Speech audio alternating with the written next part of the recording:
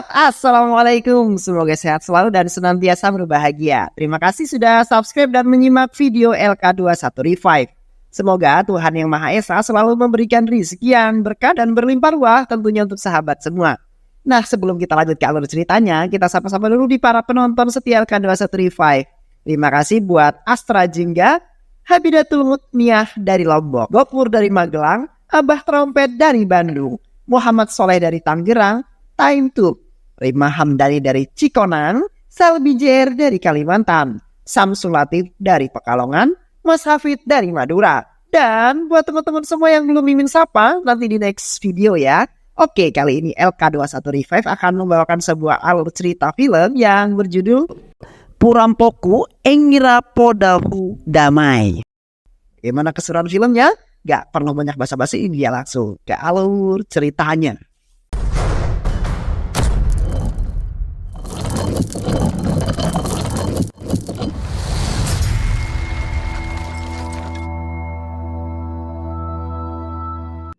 Film ini diawali ketika negara India dijadikan tempat pembuangan sampah oleh negara-negara lain.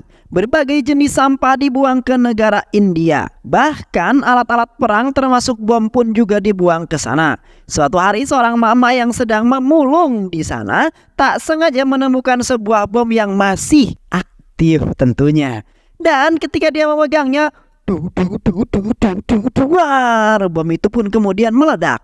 Suatu hari seorang pria bernama Balu terlihat sedang diamankan dibawa ke pengadilan. Balu dituduh sebagai pemimpin komunis di wilayah India.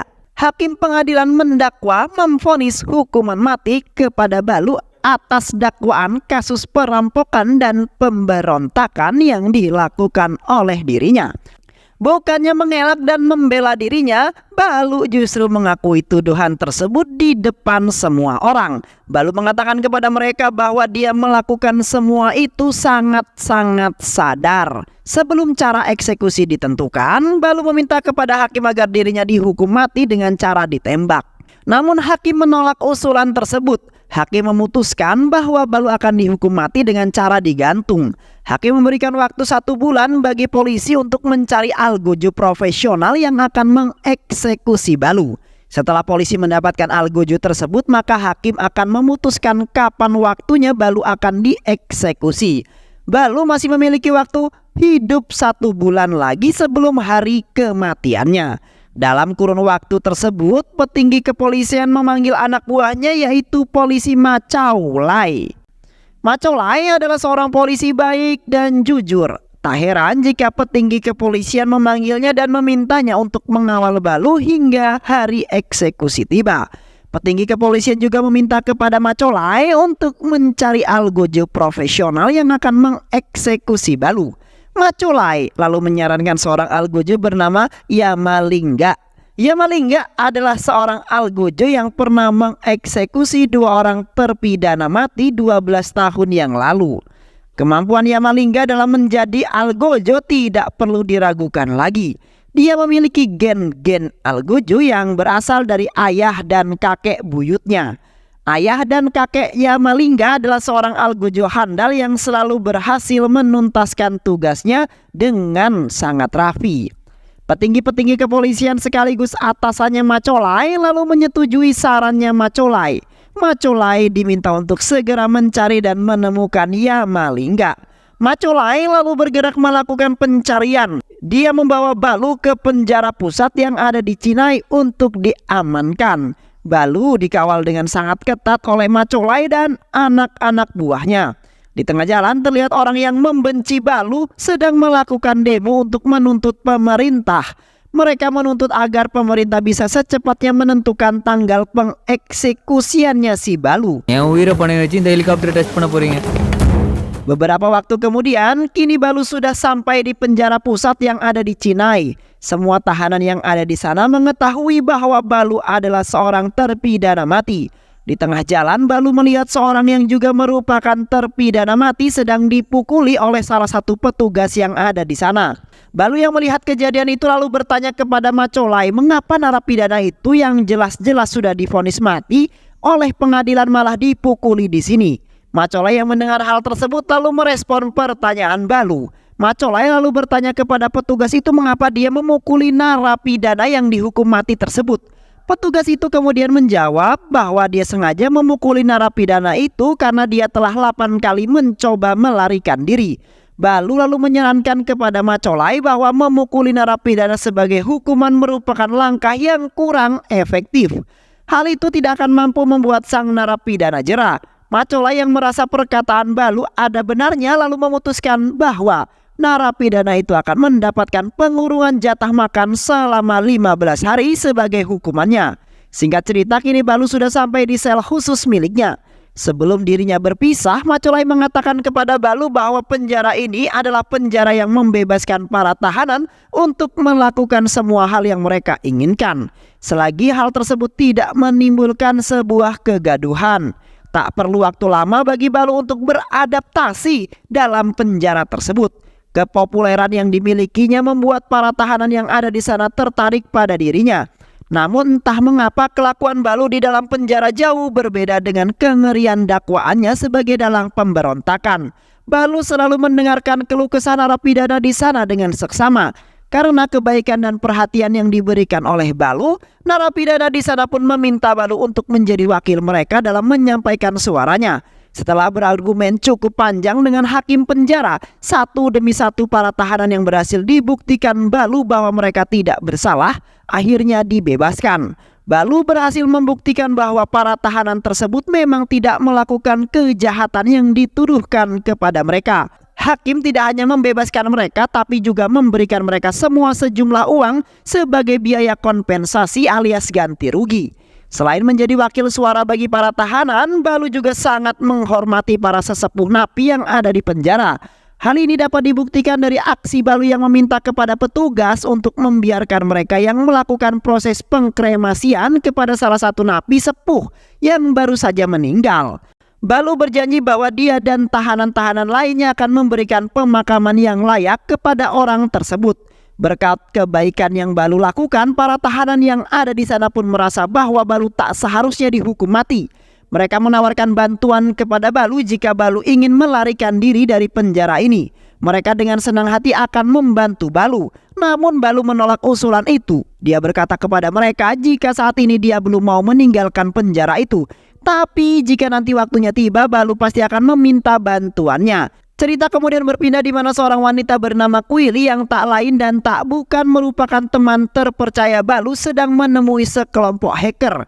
Quilly meminta bantuan mereka untuk membantu dirinya mengeluarkan Balu dari penjara. Para hacker itu telah mengetahui bahwa algojo yang saat ini dicari oleh polisi adalah Yamalingga. Di sisi lain ternyata Yamalingga sekarang bekerja sebagai tukang tarik tuas rel kereta api. Dalam menjalani kesehariannya, Yamalingga selalu meminum minuman keras sebagai obat dahaganya. Hal ini sengaja Yamalingga lakukan agar dia tidak mengingat masa lalunya yang dahulu kala. Dahulu kala Yamalingga yang masih menjadi algojo mengalami sebuah insiden yang membuatnya begitu trauma. Insiden itu adalah ketika Yamalingga mengeksekusi mati orang yang tidak bersalah. Yamalingga tahu bahwa orang tersebut sebenarnya tidak bersalah, namun karena pengadilan tetap menjatuhkannya hukuman mati, maka Yamalingga pun mau tidak mau harus melakukannya. Kejadian itu membuat hidup Yamalingga menjadi hancur. Dia terus hidup dalam bayang-bayang masa lalu. Yamalingga lalu memutuskan bahwa dia akan berhenti menjadi algojo. Sementara itu polisi Macolai tengah menghubungi anak buahnya yang bernama Pandi. Pandi adalah anak buah Macolai yang sebelumnya sudah ditugaskan untuk mencari informasi mengenai keberadaan Lingga. Pandi berhasil menemukan Lingga yang sedang mabuk di sebuah kedai. Namun karena pada saat itu Lingga membuat onar, polisi setempat pun kemudian datang dan hendak menangkap Lingga. Beruntung bagi Lingga karena di saat yang bersamaan Macolai datang dan langsung mengamankan dirinya. Macolai membawa Lingga ke suatu tempat. Pada saat itu Lingga mengira bahwa Macolai akan membawa dirinya ke kantor polisi. Namun ternyata Macolai justru membawa Lingga ke sebuah kafe yang terbilang mewah. Lingga tentu saja senang dan bahagia karena dia bisa meminum minuman keras dengan harga yang mahal. Macolai pun kemudian membolehkan Lingga untuk minum minuman keras sebanyak yang ia mau. Hal itu pun jadi membuat Lingga jadi semakin kegirangan. Namun di saat Lingga sudah kelihatan puas, Macolai kemudian menjelaskan siapa dirinya yang sebenarnya dan apa maksud kedatangannya. Aku adalah seorang polisi yang ditugaskan untuk mencari seorang algojo. ada seorang terpidana mati yang harus segera dieksekusi mati dengan cara digantung. Mendengar penjelasan itu, Lingga langsung lari ketakutan. Masa lalunya kembali muncul dalam ingatan Lingga. Dia langsung bertingkah aneh dan berteriak, "Aku bukanlah seorang pembunuh." Macolai lalu meyakinkan Lingga bahwa dirinya bukanlah seorang pembunuh. "Lingga, kamu bukanlah seorang pembunuh. Kamu adalah seorang penegak hukum yang menjalankan tugasmu." Lingga lalu menjelaskan semua kejahatan Balu kepada Lingga, bahwa Balu adalah seorang pencuri dan pemberontak yang mengancam nyawa tentara perbatasan dengan menggunakan bom. Setelah itu, Macolai lalu mengantarkan Lingga pulang ke rumahnya. Dia juga memberikan Lingga sebotol minuman keras mewah dan sebuah ponsel yang akan digunakan untuk saling berkomunikasi. Usut punya usut, ternyata aksi Macolai itu disaksikan oleh 2 orang bawahan Kuaili yang sedang menyamar sebagai penjahit. Lingga lalu kembali ke rumahnya dengan raut wajah murung. Ibunya yang melihat hal itu tentu saja bingung. Lingga lalu berbaring di kasur. Dia berharap bisa tidur dan dapat melupakan peristiwa tersebut. Namun sayangnya dia terus terjaga. Di sisi lain, Macolai yang baru saja geletakan sebentar langsung mendapatkan telepon dari atasannya. Atasannya itu mendesak Macolai agar bisa meyakinkan Yamalingga. Hal itu dikarenakan publik terus saja menuntut dirinya untuk segera menggantung Balu. Keesokan harinya Macolai bersama anak buahnya pergi ke tempat di mana Balu akan dieksekusi. Macolai meminta salah satu anak buahnya untuk mengecek apakah kondisi tiang gantung itu masih layak digunakan atau tidak. Namun anak buah yang ditunjuk itu mengatakan bahwa seharusnya Linggala yang harus mengecek kelayakan ini. Apakah tingginya, kekuatan dan ketahanan tiang gantung tersebut masih bisa digunakan ataupun tidak. Hanya Linggala yang dapat bisa menyimpulkan hal tersebut. Macolai lalu menghubungi Lingga. Ibunya yang mengetahui hal tersebut kemudian pergi menemui Macolai di kantornya. Ibunya meminta agar Macolai tidak menjadikan anaknya lagi sebagai Algojo, karena dia tidak tega melihat putranya yang terus-terus tenggelam dalam penyesalan. Lingga menyampaikan kekesalannya kepada patung dewa bahwa dia tidak ingin kembali menjadi sebuah Algojo. Lingga lalu berniat menghabisi dirinya sendiri, namun Kaili dengan sigap langsung menghentikan dirinya. Kaili kini benar-benar menyadari bahwa Lingga memang tidak ingin menjadi seorang Algojo. Dia lalu mengantar Lingga pulang ke rumahnya dan memberikan sedikit perhatian kepada Lingga. Lingga menjadi sangat bahagia karena baru ini ada seorang gadis yang begitu peduli pada dirinya. Keesokan harinya, Kaili mengatakan kepada teman-temannya bahwa dia akan mendekati Lingga sebagai mediator untuk menyelamatkan Balu. Teman-teman Kaili kemudian bertanya bagaimana cara agar rencana itu bisa berhasil. Kaili menegaskan bahwa dia akan meyakinkan Lingga untuk menjadi Algojonya Balu.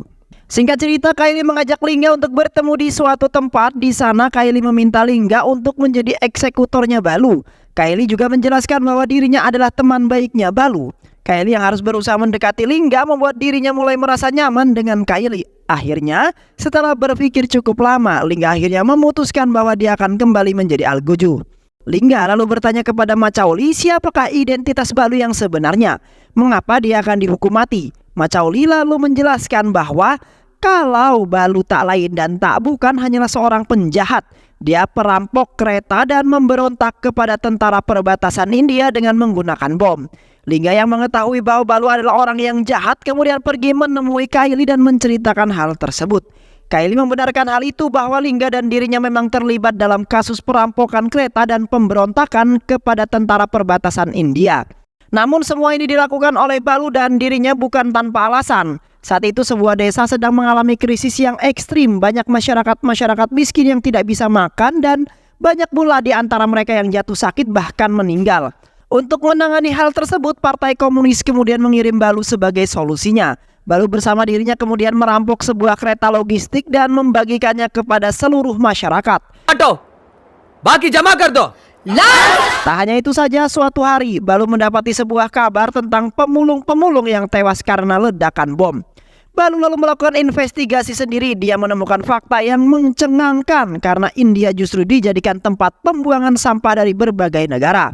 Bermacam-macam sampah ada di sana, salah satunya adalah sampah militer. Balu dibantu dengan Kaili merakit sebuah bom bunuh diri yang akan diledakannya saat berada di dekat tentara perbatasan nanti. Awalnya Kaili meminta Balu untuk mengurungkan niatnya, tapi Balu dengan yakin tetap akan menjalankan rencana tersebut.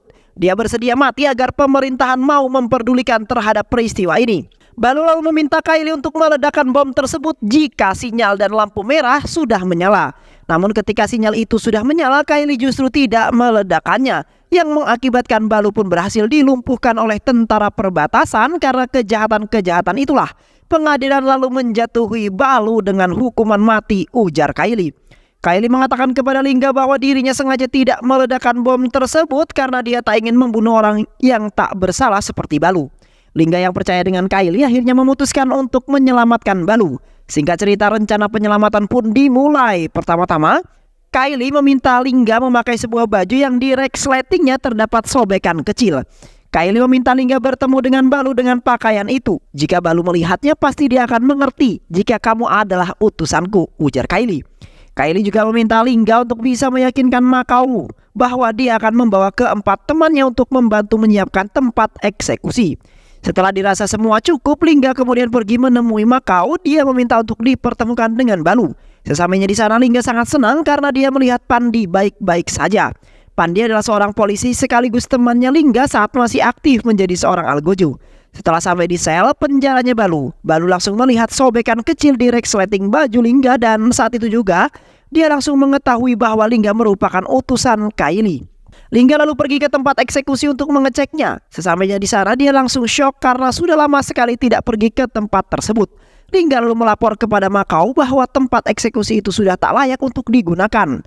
Lingga lalu meminta izin kepada Makau agar bisa diperbolehkan membawa keempat temannya untuk membuat tempat eksekusi yang baru. Namun Makau dengan tegas menolak usulan tersebut. Makau Lai telah mempersiapkan orang-orang yang akan membantu Lingga. Lingga lalu kembali ke markas dan menceritakan semua itu kepada Kylie. Dia mengatakan kepada Kylie bahwa Balu sudah memahami bahwa dirinya adalah orang yang diutus oleh Kylie. Namun dirinya gagal meyakinkan Makau untuk membiarkan keempat temannya datang membantu. Makau telah memiliki orang-orang sendiri yang akan membantu Lingga dalam menjalankan tugasnya. Setelah mendengar hal tersebut, Kylie menjadi sedikit agak lega dan sedikit terasa kecewa. Namun dia tak menyerah begitu saja. Dia lalu meminta Lingga untuk menjalankan rencana yang kedua, yaitu Kylie meminta Lingga untuk kembali ke penjara besok hari. Lingga harus menyelinap ke dalam ruang kontrol dan menyambungkan kabel CCTV penjara dengan kabel milik mereka. Mereka akan meretas rekaman CCTV penjara dan mengubah sesuka mereka. Keesokan harinya rencana kembali dimulai. Lingga kembali ke penjara dengan alasan akan mengadakan upacara ritual sebelum tempat eksekusi dirubuhkan. Namun saat dia melihat penjaga CCTV lengah, Lingga langsung menyelipkan masuk ke dalam ruang kontrol dan memasang kabel tersebut. Beruntung Lingga berhasil menyelesaikan misinya itu sebelum dilihat oleh Makau Lai. Makau Lai yang tak lama kemudian lewat tentu saja bingung mengapa Lingga bisa ada di ruang kontrol. Namun Lingga dengan tenang berhasil mengelabui Makau Lai. Dia berkata kepada Makau Lai bahwa kehadiran di sini untuk ikut mengawasi CCTV karena kebetulan petugas sedang pergi ke toilet. Hari demi hari terus berlalu. Lingga dan beberapa napi pilihan Makau terus bekerja membangun tempat eksekusi yang baru. Sementara di sisi lain, niat Balu untuk kabur dari penjara itu kini semakin memuncak. Dia pergi menemui seorang narapidana asal Afrika Selatan yang berada di penjara itu sebelum akhirnya dipindahkan. Ternyata narapidana itu siap lahir batin membantu Balu kabur dari penjara tersebut. Dia sangat yakin bahwa Balu adalah orang yang baik dan dia tidak pantas untuk dihukum mati. Di markas, Kylie dan Lingga tengah membuat rencana cerdas dengan membuat barcode yang ditempelkan di baju. Barcode itu akan menjadi tulisan apabila di-scan. Keesokan harinya, Lingga kembali ke penjara untuk menemui Makau Lai. Dia mengatakan kepada Makau Lai bahwa dia ingin membuat manekin Balu yang persis dengan dirinya, baik itu dari segi tingginya ataupun dari segi beratnya. Manekin itu akan dijadikan subjek untuk menguji ketahanan tiang gantung. Apakah tiang gantung itu nanti mampu menahan bobot Balu atau tidak? Makau Lai lalu mengizinkan Lingga untuk membuat manekin itu hingga dipersilahkan masuk menemui Balu dan mengukur badannya. Lingga selalu berpikir bagaimana caranya agar Balu bisa meng-scan barcode yang ada di bajunya. Dia lalu menemukan sebuah ide yang cukup cemerlang. Dia meminta semua orang yang ada di sana untuk selfie secara bergantian dengan alasan sebagai kenang-kenangan. Hingga akhirnya dia meminta Balu untuk memfoto dirinya bersama Makau Lai. Balu yang memegang HP tersebut memanfaatkan momen itu dengan meng-scan barcode yang ada di baju Lingga. Isi dari barcode itu adalah mereka menunggu instruksi Balu kapan Balu akan keluar dari penjara itu. Lingga lagi-lagi berhasil menyelesaikan misinya. Agar dirinya tidak dicurigai Makau, Lingga kemudian membuat manekin Balu sama persis dengan data yang sudah dia terima. Di sisi lain, kini Balu dan beberapa narapidana lainnya tengah berkumpul untuk merencanakan rencana untuk bisa mengeluarkan Balu dari penjara tersebut. Diketahui sebentar lagi ke-6 narapidana yang berasal dari Afrika Selatan akan dipindahkan ke penjara lain. Salah satu dari napi tersebut mengatakan kepada Balu bahwa Balu bisa menggantikan posisinya nanti untuk melarikan diri. Namun syaratnya Balu harus memakai baju yang sama agar tidak dicurigai. Tak lama kemudian tempat eksekusi pun selesai dibangun dan siap untuk digunakan. Macaulay lalu membawa Balu untuk melihat tempat eksekusinya. Pada saat itu Balu bertanya kepada Lingga apakah dia sudah membuat manekin yang mirip dengan dirinya. Ya tentu saja, ujar Lingga. Balu lalu melihat manekin itu dan mengujinya. Tapi ketika dia melihat sebuah peluang, dia lalu menyelipkan sebuah kertas kepada Lingga. Lingga lalu menyerahkan kertas tersebut kepada Kylie dan teman-temannya. Ternyata isi kertas itu adalah pesan dari Balu yang berbunyi pada tanggal 21, 6 narapidana yang berasal dari Afrika akan dipindahkan dari penjara Cinai. Dan salah satu dari mereka akan digantikan oleh Balu untuk keluar dari sana. Mereka semua senang melihat hal itu. Mereka lalu menyusun rencana berikutnya untuk menyelamatkan Balu. Kini tanggal 21 pun tiba. Rekan-rekan Kylie sudah bersiap di tengah jalan untuk menunggu kedatangan Balu. Sementara itu 7 napi asal Afrika siap dipindahkan. Mereka segera diperiksa dan siap untuk pergi menuju gerbang utama penjara. Di saat yang bersama salah satu napi lalu mengeluarkan Balu dari penjara, lalu Balu pergi ke sebuah tempat untuk mengganti bajunya. Dan di saat momen itu datang, Balu langsung bertukar tempat dengan salah satu napi yang ada di sana. Kylie dan rekan-rekannya berharap cemas sambil memantau Balu dari CCTV yang diretas agar tidak terdeteksi. Mereka mengganti rekaman CCTV dengan rekaman situasi yang aman. Namun sayangnya hujan tiba-tiba turun. Dan mereka sama sekali tidak punya pengganti rekaman CCTV saat hujan. Mereka belum bisa tenang sebelum Balu keluar dari penjara. Tak lama kemudian Balu pun masuk ke dalam mobil dan di sisi lain, Macau kini menyadari adanya sebuah kejanggalan dari tampilan CCTV pada saat itu. Bagaimana mungkin tampilan CCTV menampilkan kondisi penjara yang kering sedangkan pada saat itu hujan sedang turun. Macau lalu menekan tombol alarm penjara yang membuat gerbang kembali ditutup. Balu yang menyadari hal itu lalu turun dari mobil dan hendak melarikan diri. Dia menghajar beberapa penjaga yang ada di sana. Napi-napi Afrika lain pun juga ikut membantu Balu. Namun penjaga berhasil melumpuhkan mereka. Penjaga terus memukuli napi-napi Afrika itu yang membuat Balu merasa kasihan. Lalu menyerahkan diri. Balu lalu dihajar oleh Macaulay yang bertugas di sana hingga tak berdaya. Balu lalu dibawa ke sel isolasi khusus dan tangannya dirantai. Keesokan harinya Macau memecat petugas CCTV dan menggantinya dengan yang baru. Macau meminta petugas yang baru itu untuk menyelidiki bagaimana mungkin mereka bisa kecolongan. Dan di saat yang bersamaan Lingga pun datang menemui Macaulay. Lingga bersandiwara seolah dia tidak mengetahui kejadian kemarin. Dia lalu bertanya kepada Macau di mana saat ini Balu ditahan. Dan Balu pun mengatakan bahwa saat ini dia ditahan di ruangan sel isolasi khusus. Lingga lalu menyampaikan hal itu kepada Kylie. Kylie yang sudah mentok pun mau tidak mau harus turun tangan menyelamatkan Balu. Berdasarkan informasi dan gambaran peta yang didapat oleh Kylie, ternyata tempat eksekusi itu berada dekat dengan saluran drainase. Mereka pun mencoba menelusuri drainase tersebut. Dan Lingga membantu mereka dari dalam. Dan benar saja mereka berhasil menjebol tembok bawah tempat eksekusi. Lingga mengatakan kepada mereka bahwa jika dia akan menyiapkan beban pengganti tubuh Balu yang akan membuat Balu seolah-olah masih menggantung. Mereka lalu pergi dari sana dan Lingga kembali memperbaiki dinding itu seperti semula. Rekan-rekan Kylie menyadari bahwa Kylie dan Balu sama-sama menguasai 16 bahasa termasuk bahasa Sanskerta.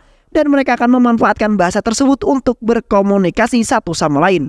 Kylie lalu pergi ke penjara untuk menemui Macau. Kylie mengaku kepada Macau bahwa dia adalah tunangannya Balu. Dan dia datang kemari untuk bertemu dengan Balu. Macau lalu mengizinkan Kylie untuk menemui Balu. Dia dihantarkan ke sana dengan seorang polisi sebagai pengawalnya.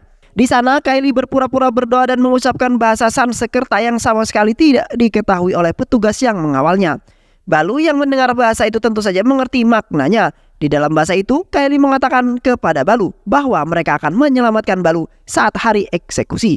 Keesokan harinya Macau mendapatkan informasi jika nomor seseorang yang bernama Kylie ternyata masuk ke dalam frekuensi jaringan CCTV. Dan setelah melakukan penyelidikan, ternyata nomor Kylie itu sering menghubungi Lingga. Macau lalu bertanya pada bawahannya, apakah dia bisa mengirim pesan kepada Lingga tapi atas nama Kylie.